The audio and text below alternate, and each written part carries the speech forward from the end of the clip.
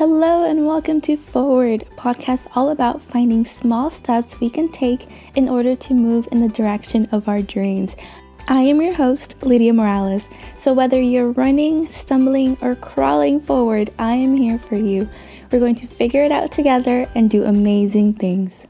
Hello and welcome to Forward. I am so excited for this episode because we have the lovely Louise Bliss, who is a wellness therapist and just an amazing person in my life, honestly. So, Louise, thank you so much for being here and for joining us on this podcast. Oh, you're very, very welcome, Lydia. And it's a mutual appreciation, I think. Yes.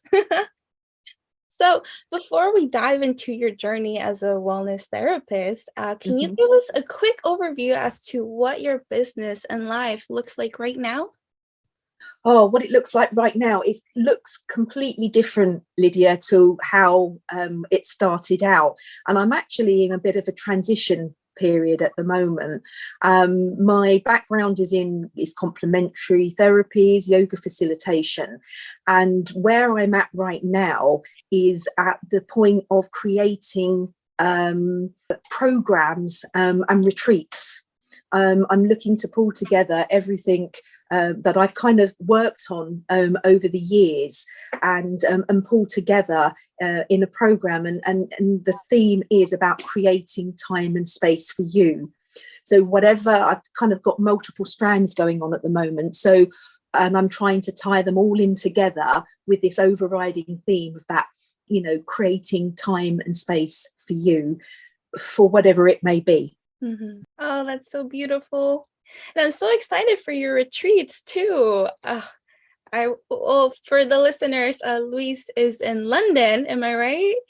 Well, I lived in London. We're now in the countryside, so we're a couple of hours outside London now. But yes, we lived there, but now we're outside in the country and wanting to use this lovely, beautiful area for people to connect with nature, but connecting with themselves, connecting with whoever they come on the retreats with, via being in nature. So yeah, we're really excited about it. Oh yes, and I'm in California, but I'm hoping to fly just to make it to one of her retreats. So if anyone listening out there, check it out. Ready? That would be lovely, because that is one of the things, Lydia, that I've got all these ideas that I want to pull together to create these retreats. I just want people to come and pause and relax and refresh and rejuvenate.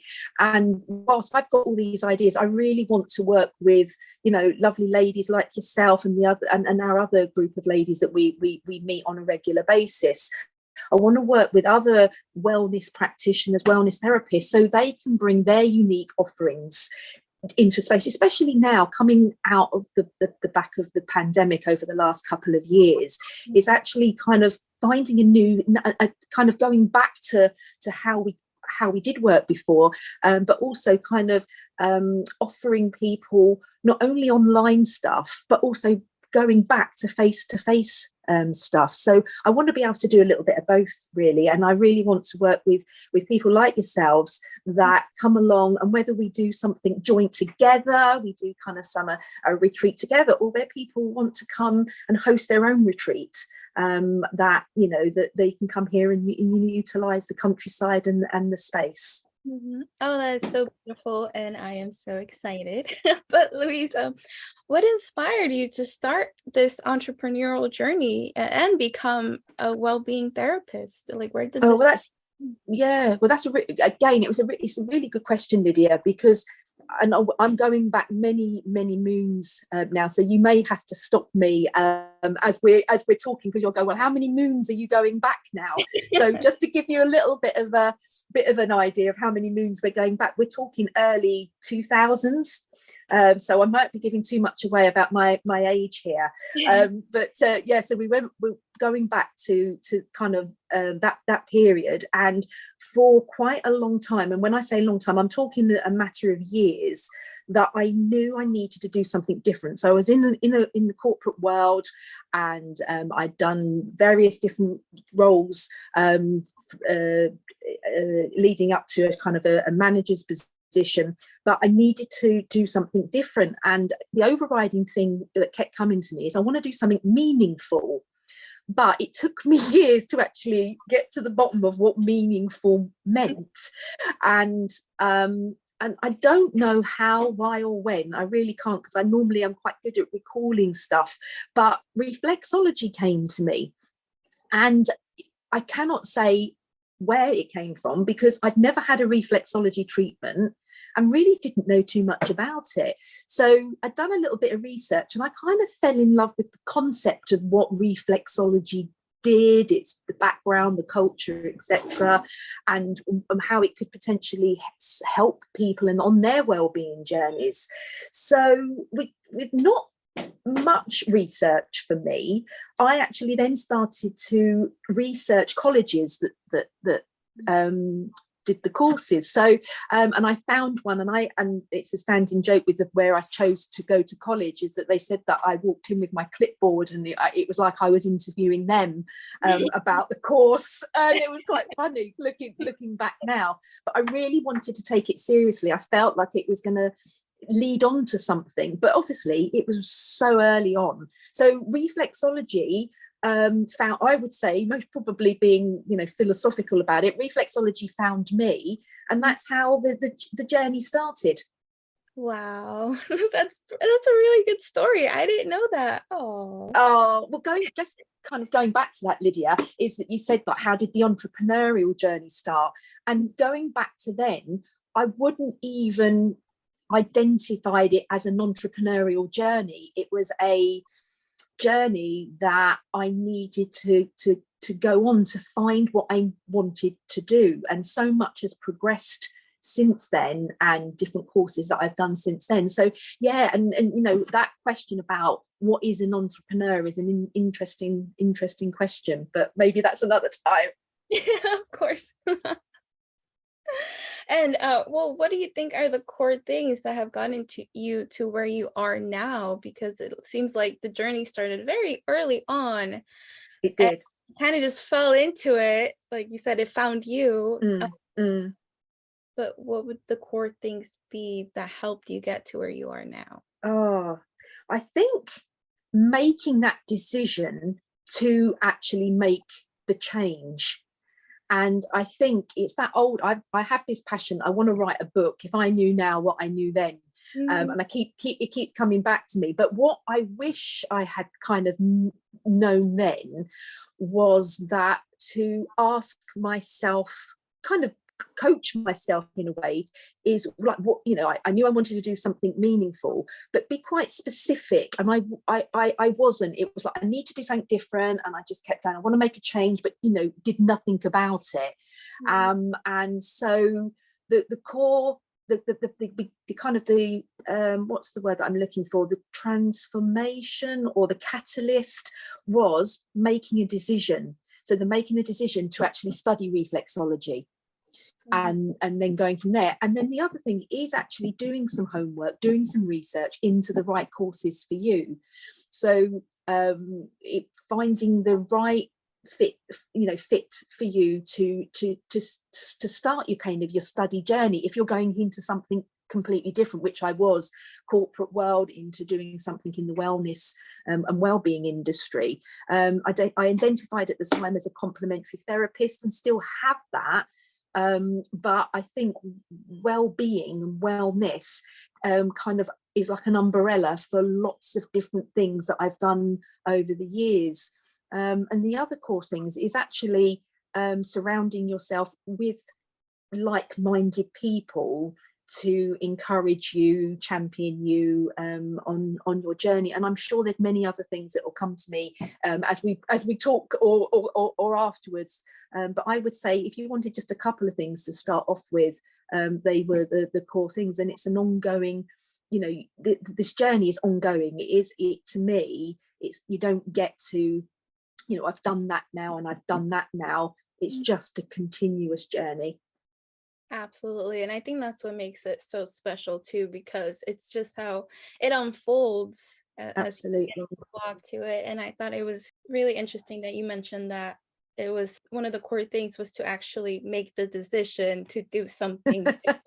Because I feel like so many of us, even our listeners, are probably want to Mm, do something, or they've known for mm, a long time they want to do this thing, and it's mm, just an idea, and it's a beautiful idea, but nothing concrete, no decision is being made to walk that path.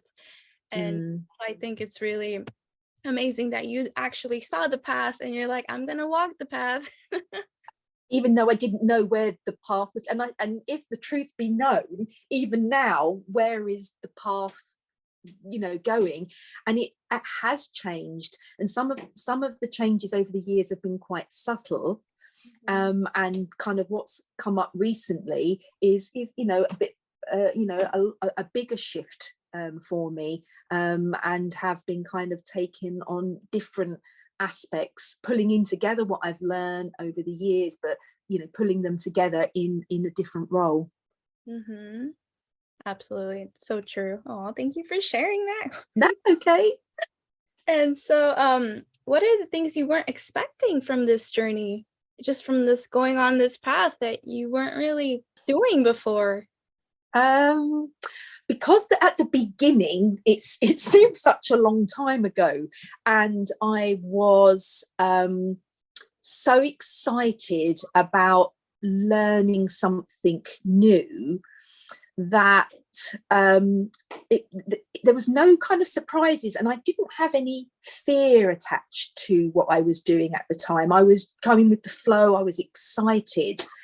What was most probably some unexpected things is how much study was involved, because I wanted to study. The key thing for me, had a passion for essential oils, and I really wanted to study aromatherapy.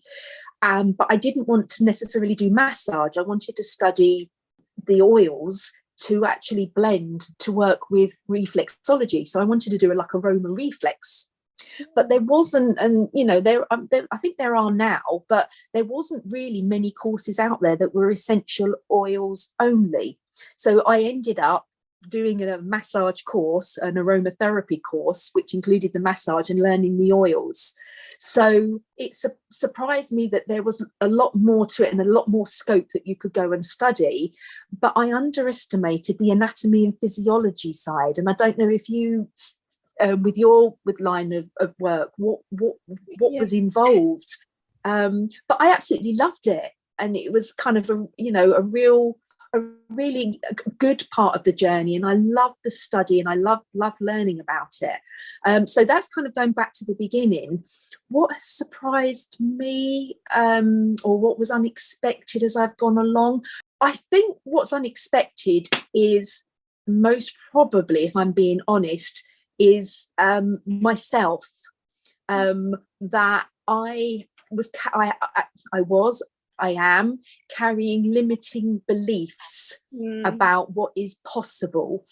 So that's quite interesting, because over the last few years, that where I've been doing more personal growth work and kind of learning just different ways of approaching things, or how I want to work differently, that I've learned a lot about myself.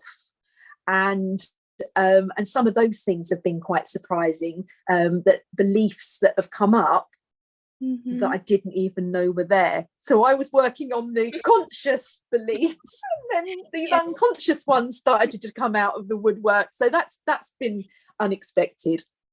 Yes, absolutely. And I think that's what happens when we try to do something new. We kind of get slapped in the face with all these beliefs we didn't know we had.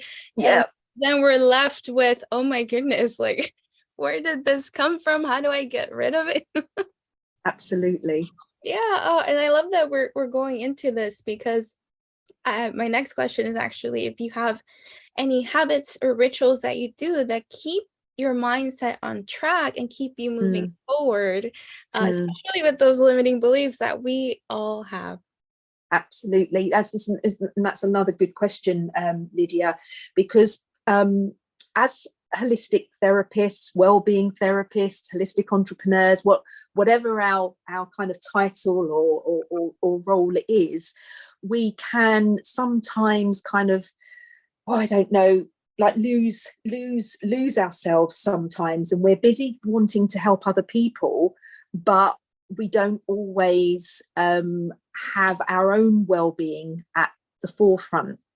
And I know you and I have talked about this before, but we are quite passionate and big believers in kind of routines and, rituals or frameworks, whether it's morning, afternoon, evening, daytime, weeks. And what I try to do is have a framework, and I like to refer to it as a framework, because it gives you the flexibility to create something that suits you. Because we can have these top 10 ways of looking after ourselves, but what ultimately comes down, what works for you. So if waking up early in the morning and meditating doesn't kind of sit right with you, then it's like, well, what does? So it's finding that routine or that framework for me, to what suits. So what I like to do is kind of have that quiet space and meditate. And sometimes it's not always meditation. It's finding that quiet space and just observing what's going on. Because I think sometimes when we try and force ourselves into something, whether it's doing yoga or practicing sitting still and going into a meditative state, that the mind automatically starts to jump around and do all sorts of other things other than what we kind of set out to do. And then we can kind of go, well, there you go, it's a self-fulfilling prophecy. I can't meditate, I can't sit still, I'm just a busy being, I've got a busy mind, and I'm not going to be able to do this. And what I've found over time is just to be present, observe what's going on.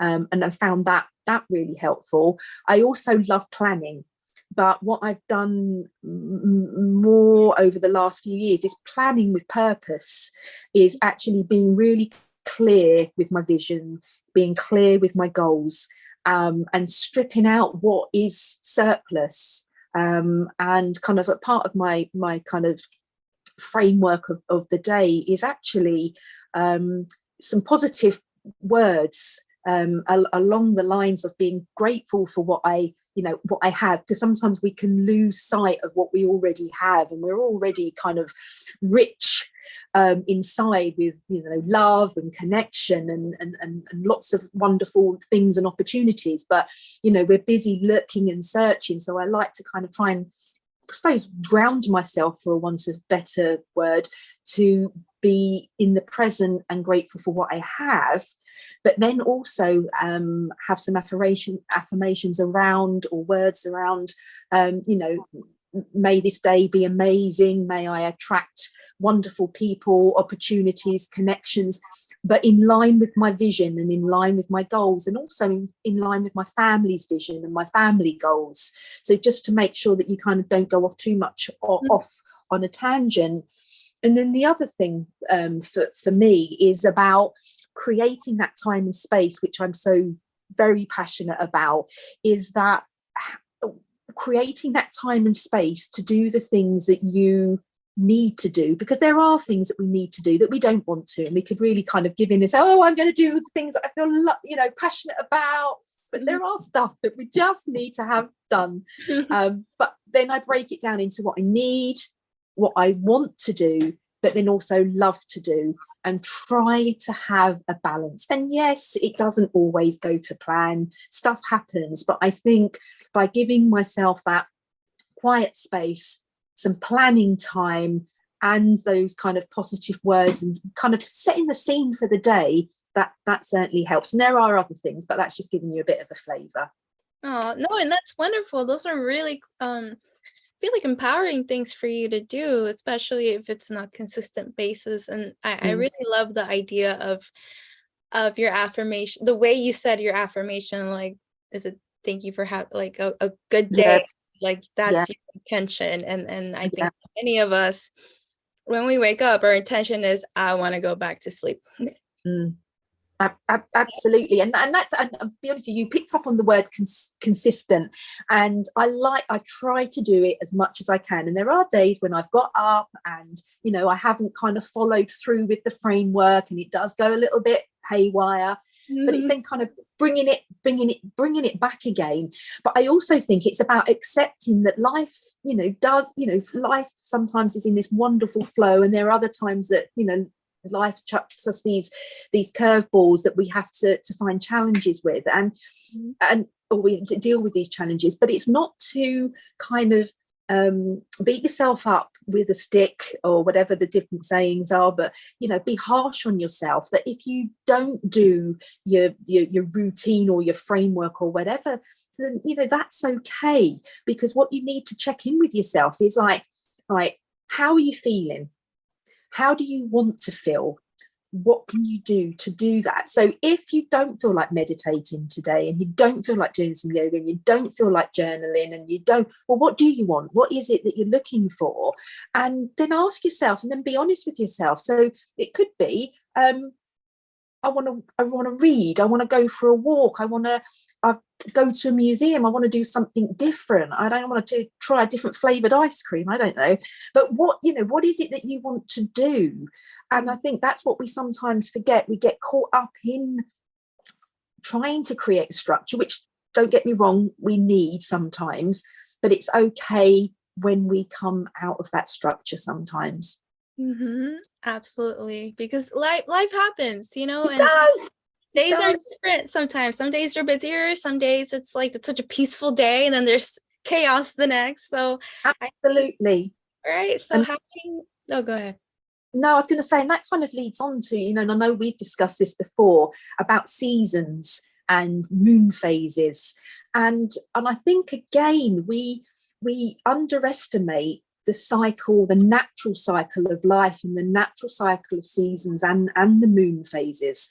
And what tends to happen sometimes is that the natural way of the world, it's winter, is coming up to full moon, yet we're running at full pelt trying to do the things that we would do in summer and have this energy, and then wonder why we're feeling quite exhausted, rather than maybe adapting our framework and our routine to actually coordinate with the seasons. And I know that doesn't always pan out, because we have meetings and we've got jobs to do, and we're not going to turn around and go, I'm afraid I'm not going to meet today, it's full moon and I'm meditating, it's the middle of winter and I'm going to meditate all day, and someone's going, well, actually I'm looking for some work today.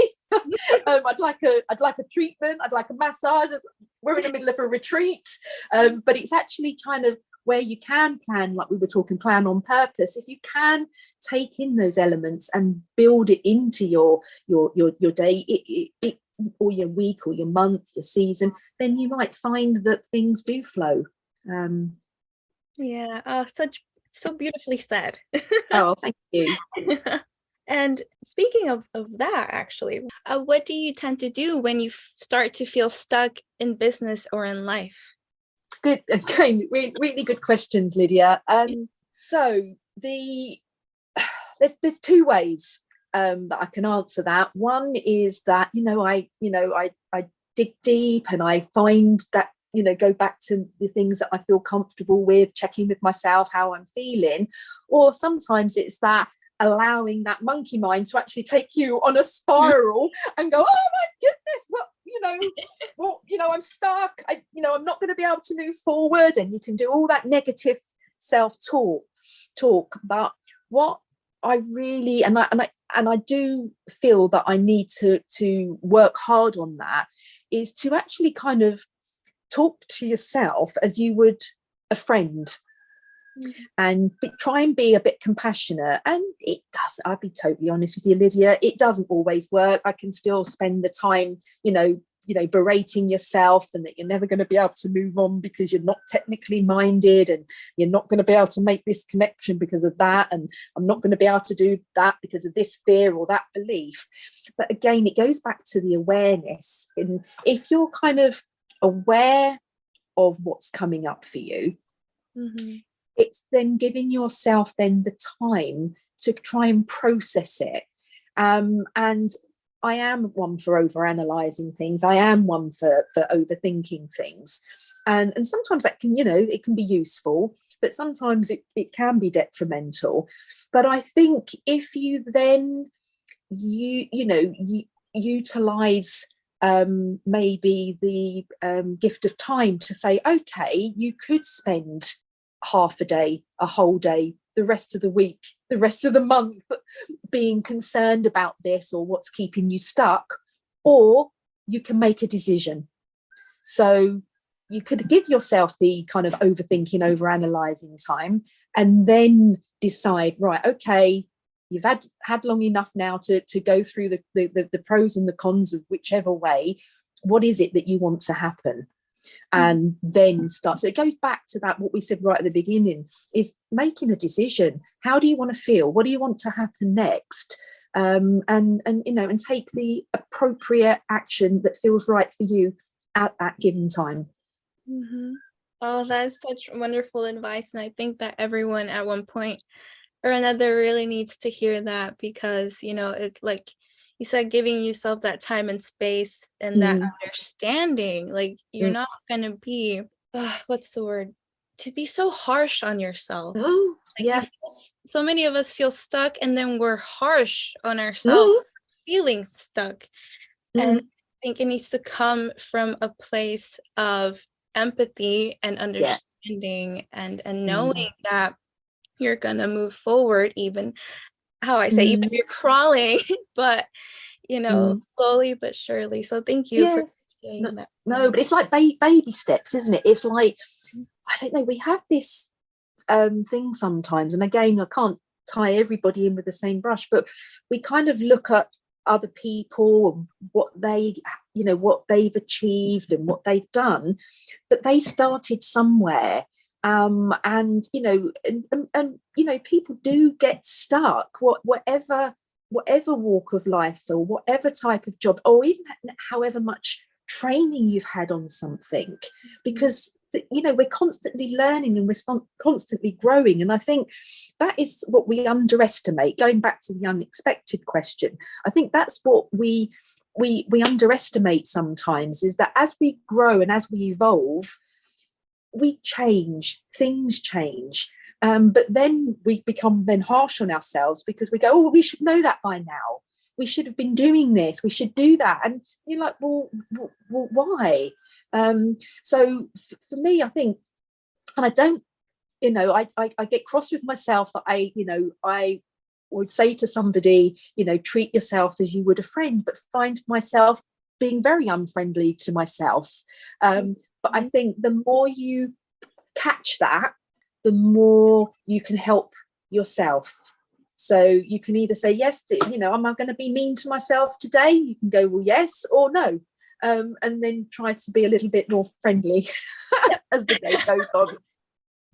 No, absolutely. And it's just having that reminder and really just coming back to that, because we can spend years being our worst critic and absolutely, and giving everything to others, and we're wondering why we are still in the same place. And so, like you mentioned, just being nice to you, it's really gonna go a long way. So I'm really glad.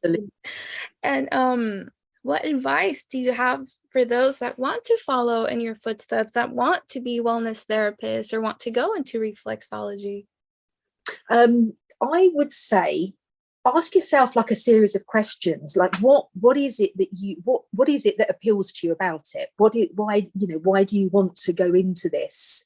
And also, it's a big, the wellness industry or the well-being industry, the complementary therapy industry, yoga world, it's a massive world, and there's so much scope for lots of different things.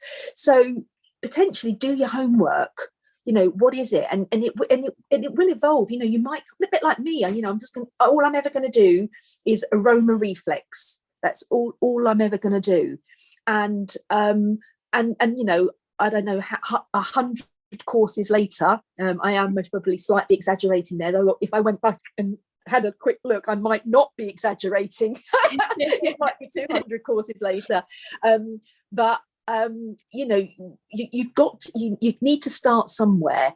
So I would say do your homework, and then talk to people. You know, what does their day to day, because what sometimes happens is that some people, you know, enjoy maybe wellness themselves. They might experience a treatment, they might like the personal development, but actually doing that as your job and as your role is a different concept. So it's most probably talking to people in the industry, find out what, you know, what their highlights, what they love, what they find challenging, and also perhaps do a little bit of more digging around, more than I did when I went into reflexology. If you want to go into reflexology, maybe go and have a reflexology treatment and not just sign up on a course. It's just, you know, just do that. But sometimes these things, these spontaneous things happen. But and then also start to surround yourself with people, and then, you know, listen to podcasts, and you know, read articles, you know, sign up for, you know, subscriptions, magazines, to, you know, there's different magazines out there for different you know, parts of the wellness in industry. So there's lots that you can do to gather information to inform yourself. And then the other thing that I would do right at the beginning is it you want to do something within the wellness and well-being for a hobby?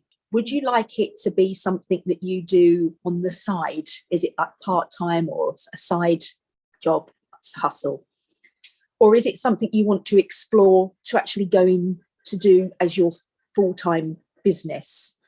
And I do think that actually doesn't matter whether you start it as a hobby and then it turns into a business.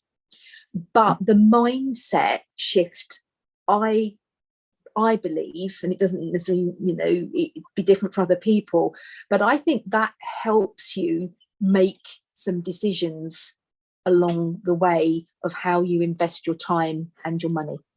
Mm-hmm. Absolutely. Very well put. See, I could talk to you all day, Louise. I could talk to you too.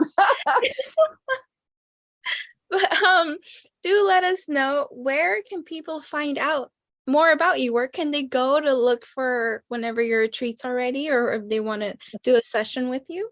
Oh, thank you, Lydia. Yeah, at the moment, what I've been working on is to pull together these retreat programs, and I'm trying to pull everything together, some kind of programs, courses, retreats, under kind of one umbrella. And I'm not going to fib, it's quite challenging, because I've been kind of trying to work on, you know, who would this suit, what's it best for, who's it best for, you know, who do I want to work with and help, and that's been quite challenging. But what I've worked out is there's different strands to what I want to do. And so going back to your question, if you want to find out a little bit more about, you know, what I'm up to, the website address is www.12acresdorset.co.uk. And a caveat, it's in its first phase. You'll find lots of information on there, but it's a work in progress. I'm not on social media. And I know a lot of people will go, what? She's not on social media? How dare she? Yeah. And at the moment, that's a conscious decision. And, you know, things will change and things will evolve. But I'm quite passionate about having the website as a place for people to come to. I'm really looking forward to having a blog on there. I'm absolutely love the opportunity to talk with yourself and go on have podcasts, opportunities and things like that. But I don't want to just be centered around the social media, and for several reasons, and I'm sure we can discuss that on and I know we've discussed it before. But I really want people to kind of find ways of communicating without just relying on the social media side of things. It's going back to kind of good old-fashioned connections and kind of, you know, creating those relationships through things like this, not just on a social media platform. No, absolutely. And especially, you know, with the field that this is in, and you really want the presence there and the energy there. It's a lot more than what you get on a Instagram post. So I completely respect that. And I think it's really wonderful that you're staying true to what feels good to you in this space and time of your journey. But you never say never. Exactly. Exactly. So we never know. We don't do it. In 6 months' time, I'll be going, Lydia, I found Instagram and it's absolutely amazing and you can't get me off of it. But for now, I just want to do things. And if there's anybody out there that's listening that is, like you said, thinking about the wellbeing industry, that to and you identify as like a holistic entrepreneur, is do get in touch, because we've got a lovely group, haven't we, that we meet. And I'm not sure where kind of things are going with that, but I have this kind of real is to support holistic wellbeing therapists, entrepreneurs on their wellbeing journey, and to, you know, be there to support each other, you know, finding those like-minded communities. So I think it's important that people do find their group to get the support, and so they can feel seen and heard. Because I think sometimes we can get a bit lost and maybe feel a little bit lonely on you know, whether you call it an entrepreneurial journey, your well-being journey, your healing journey, therapeutic journey, whatever we call it. I think that we need to find those groups of people to support us on the way. Oh, absolutely. And it's so powerful, and I highly recommend, you know, finding your people, because that's how Louise and I found each other, you know, part of our own circle. And it's really made a huge impact with the way that we can actually vent and be vulnerable and really talk about where we are in our business, in our lives. And we know that there's no judgment, because we're all either in the same boat or we've been in that boat. So really, that's a really good message for us to leave to our listeners. You know, find your people and be surrounded for, you know, for those people that are good for you and for your growth, because it is, the value is insane. But thank you so much for being here, Louise. For inviting me. Of course. And to everybody listening, all the links to the show notes and to where you can find Louise, they'll be down there. So make sure you go and check it out. And thank you so much, everybody. Thank you, Louise. Bye, guys. Thank you. Bye, Lydia. Today's episode was sponsored by my Create Daily Joy course on Udemy, where you can learn how to put yourself first and find the path to a happier you. And if you enjoyed this episode, make sure you hit that subscribe button so you know where the next one airs, and feel free to tell a friend about it as well. Thank you so much and have a lovely day.